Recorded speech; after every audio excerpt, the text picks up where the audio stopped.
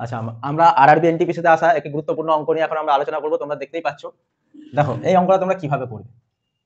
আমি এখানে আরেকবার জিনিসটা লিখছি তোমাদের ভালো করে বোঝানোর জন্য।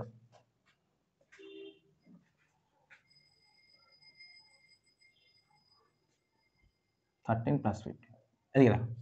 দেখো এটা তুমি দেখতে পাচ্ছ সেম জিনিস আছে, এ প্লাস বি, এ মাইনাস বি। তাহলে আমরা জানি এ প্লাস বি আর এ মাইনাস বি কার সূত্র?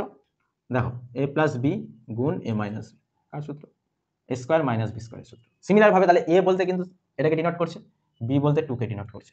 তাহলে আমরা কি লিখবো? এ স্কোয়ার মাইনাস বি স্কোয়ার হলো অফ 13 প্লাস 15। তাহলে দেখো 3√2, তাহলে 3 গুণ 3 √2 গুণ √2 মাইনাস 4 অফ 13 প্লাস 15। তাহলে যারা একটু প্র্যাকটিস আছে তাড়াতাড়ি করে দেবে। তাহলে 3 3 9, √2 2 হলো, তাহলে 18 হলো। ঠিক আছে, এই √2 মানে 2 আর 3 3 18 মাইনাস 4, তাহলে হচ্ছে অফ 13 প্লাস 15।